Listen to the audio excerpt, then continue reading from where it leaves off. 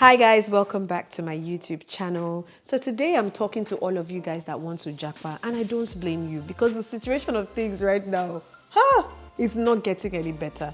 And so if you want to JAPA, my job is to get you equipped so that you are going to take on your JAPA location. Let it be Australia, UK, America, whatever the case may be, by fire, by force, so that you're prepared mentally, physically, emotionally to take on whatever comes your way. These are 4 things that I wish I knew before coming to Australia, and you can apply that to whatever location that you're going to. If you really want to know what these 4 things are, keep watching and then thank me later.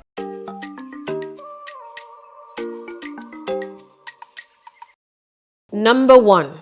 Make a plan. It sounds very unnecessary, like why do I have to make a plan? But you do. You really need to make a plan. Whenever people go abroad or overseas, usually a time for you to turn a new leaf, change a plan, change a lifestyle, whatever the case may be. It could be you trying to focus on your education. It may be you trying to live a more spiritual life. It may be you trying to change your set of friends and have only a few or have more friends for you to be more social. It kind of reminds me of New Year's Day, where we feel like it's the new year, it's time to make all these New Year's resolutions. That's what abroad can be for you. So you can make a plan. And I think when it comes to traveling, you want to make a plan around who you want to be in the future. You want to start that business. You want to learn that skill. This is the time for you to be actually really strategic about what you're going to do. For me, mine was education. I didn't do very well in my bachelor's, if I'm being honest. I don't want to come here and be, like it's been rosy. It hasn't all been rosy. My bachelor's was an apology. Do you understand what I'm saying? Like, I will show my grades for transparency and full disclosure right now on the screen. And anyone that knows me before now, that knew me in secondary school, please, if you knew me, please vouch for me. I knew book, like I was actually trying. This is me being humble. I was trying, I knew book. But then when I went overseas, I kind of just got really comfortable with being abroad, and I was just like, it was just like freedom. So I did not know book again. I was just flexing. I flexed. I flexed. So when I went back to do my youth service, I realized that it's not gonna go well. You understand? It's not gonna go well. I needed to change and turn a new leaf.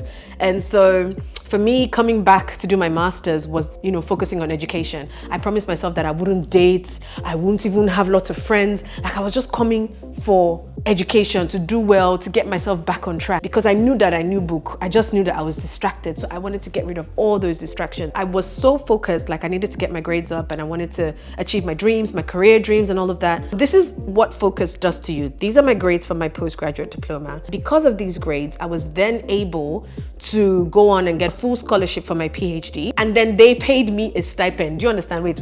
Pause. They paid me to do my PhD. If you guys want to know the gist, comment down below. Just say, give us the PhD gist, I beg. Do you know how to spell I beg? A-B-E-G. Let me tell you, when I came to Australia, I came in on a conditional offer. That's my grades were so bad that no school wanted to give me just offer, come and do. They gave me conditional offer, meaning if I could maintain a grade of 60%, then they will lift the condition. I was like, what kind of insult is this? My goodness. But because I was focused, after my first semester, they lifted the condition and then they gave me a 50% scholarship. All I'm saying is, whatever it is that you want to change about you, whatever it is you want to improve, whatever goal you want to achieve, going abroad gives you that opportunity. Make a plan prior to coming here and you will benefit from it, I promise you. Number 2 is to research your incoming location. I don't know how many times I have to say this. Don't just come to Obodo Ibo, meaning abroad, overseas, thinking everything is, I think a lot of the time, let's just be real, a lot of the time, what actually frustrates people is the fact that they think once they cross over to the other side, once they get to abroad, all their problems are going to be over. And this is a lack of research, because if you go online right now, I can mention 10 YouTubers that are telling you guys the truth about Canada, the truth about Australia, the truth about UK. Google it, it's there. Get yourself mentally prepared, because when you're mentally prepared, then you're ready to take on whatever comes to you. Whatever challenges get thrown at you, you're not going to be so shocked. The biggest culture shock for people is that they think once they cross over, all their problems are done. But then they come here and they realize they have to work hard because the bills are not stopping for nobody and the bills are higher. As a matter of fact, you have even families that have moved over where the husband has to be the one working, and let's say the wife is not working because they have multiple children, and then working is almost the same thing as paying childcare, and then the wife decides to stay home with the kids. Whatever the case may be, she's now navigating being home with 3-4 children with no maid. That alone is a shock for anyone. The mental preparedness is everything. It's key. So research the location that you're going into. It's very important. Don't rely on just friends and families alone. Go on YouTube. That's why people like us are here. What we're doing is allowing you to learn from our mistakes or from other people's mistakes. See, my principle is that I don't learn from my mistakes. As you are doing your own, making mistake, I am learning. It's okay. I don't need to put my hand inside fire to know it's hot. Whatever lesson you've learned from your life is sufficient for me. I will learn. Don't rely on just what people are saying. Most people just want you to come over, come over, come over. They don't have a strategy for you. Ask them, what is it really like? How much is rent? How often do you work? How many hours do you work? What kind of jobs are available? Ask questions. Please ask questions to people that will give you the truth and give you the facts.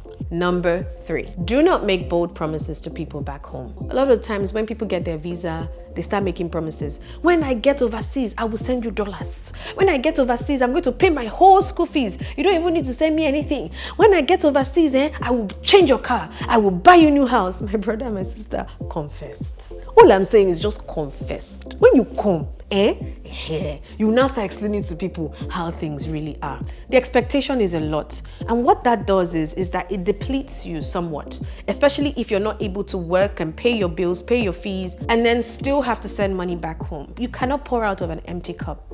You cannot pour out of an empty well. You have to fill yourself up sufficiently for you to be able to distribute accordingly. What I mean by that is that a lot of people have sent money back home, and me, I'm guilty of it as well, that you could have invested. And when you invest in that money, rather than sending $100, $200 back home, you're able to send $1,000, $2,000 for people to start businesses. So then they're not reliant on you for just a little bit out of the cup, but you're giving them a sufficient amount for them to start their own businesses or whatever it is they want to do to be self-sufficient. And if you're not able to save up, again, we need to talk about savings and investments. That's going to be another topic, because you can turn $1,000 into $10,000. Out of $1,000, you might give somebody 100, but out of 10,000, you can give a whole lot more. You need to be smart in your investment so that it's actually going to be sufficient for the people that you want to give. In our culture, we take care of people back home, but not at the expense of your growth. Do you understand what I'm saying? We need to learn to be smart. The researcher in me is not going to stop until I give you guys some statistics about how much money is being sent back home to Africa. It will shock you, don't worry. Remember, people that love you will not actually want you to run dry. They want to see you succeed. They want to see you thrive in this new country, wherever you're going, that you're going to call home. Number 4, and the last point before I leave today. Learn a business, learn a trade or a business. I can't say this enough. Think of that thing that you're good at. Think of that thing that comes naturally to you. Think of that thing that you're interested in and start learning it now. Business has changed my life overseas. I work a 9-to-5 job. I also have businesses. If you guys want to know about businesses, I'm going to be doing a video on business ideas for migrants. What I'm trying to tell you now is that in most situations when you go abroad, years and years of experience is not always recognized, especially because it's not garnered overseas. It's not experience that you've gotten from the country where you're residing. And so I have seen ministers of health. I had a friend that was a minister of health in the Gambia, and he came here and he was a cleaner. It can demoralize you sometimes, going from being a minister of health where you're respected to being a cleaner. They don't know who you are. They don't know your achievements and they don't care. What you do in learning a business, it gives you a bit of an edge whilst you build your experience here. Again, everyone is looking for work experience, but nobody's willing to give you. You can run your business whilst you build that work experience, and that can come from anything from volunteering or from finding, there are lots of ideas that I have when it comes to building work experience. You want to know about it, just subscribe. This is free information. My own is that everything that I've learned, I'm here to tell you, to give it to you so that you don't have to stress. Do you understand? You just hit it. You would like the video already. If you know you don't like it, just like it. Just hit the like button. Thank you very much. Back to the video. The thing about having your own business, even whilst you sort out or look for that 9-to-5 job, is it allows you some kind of autonomy over your own life, over your own hours, over your own schedule. Now, I have lots and lots of business ideas. Some of them that I've tried, some of them that have failed, some of them that have done really well, some of them that I want to venture into. Like, you guys need to pull up a chair. Pull up a chair. We need to talk. Let's talk. Let's share ideas. You get me? So that video is coming soon. Just stay tuned, okay? These are just 4 tips that I've given you, because statistics actually show that you and I, we have a short attention span. So what that means is if I give you 10 or 15, you people would have slept. So don't sleep. So if you want more, another 4, I'm going to be doing in little chunks. There's so much more tips, so much more tips, things you need to know before you JAPA, so that it no go shock you. You understand what I'm saying? If you want another 4, just comment down below. Tell us, give us 4 more. Give me 4 more. Give us 4 more. We need more. Do you understand? And I will make another video, like a part 2. Of things you should know before you JAPA, and then you can just be sending it to all your friends that are planning on, because right now I know people even have WhatsApp groups of JAPA Nation. Do you get? Send it, share it, let people know, so that they're given the best chance to thrive overseas, to succeed overseas. The last thing you want is to go from stress in Nigeria to stress overseas. Do you get me? That's what I'm trying to prevent for you guys, because you guys are my people. You get me? You're my people. So then when you've done all these things, you've prepared very well to JAPA, and you feel like, yes, I have all the knowledge, I've done my research, I've made a plan, I know what I'm going to do, and then you get here, and then loneliness will now hit you in the face, just slap you. My goodness. I'm going to teach you how to navigate loneliness, homesickness. If you're in that situation where you feel like you're a little bit disappointed with abroad, let me know. Let's talk. If you guys have questions, my Instagram handle is Dr. Joey O.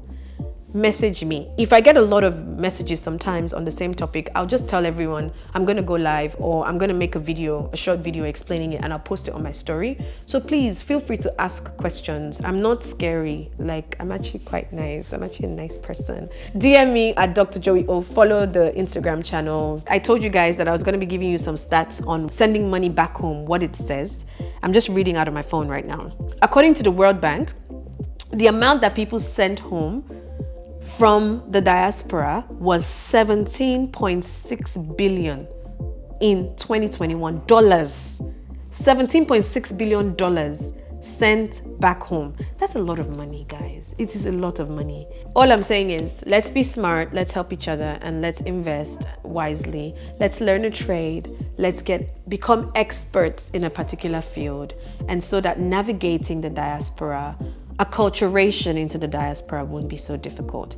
Thank you for watching. If you know that you gained any knowledge at all, you learned a thing or two, you liked the video, just hit the subscribe button and join the family so we can learn to do diaspora right. Thank you for watching. See you guys in my next video. Mwah. Bye.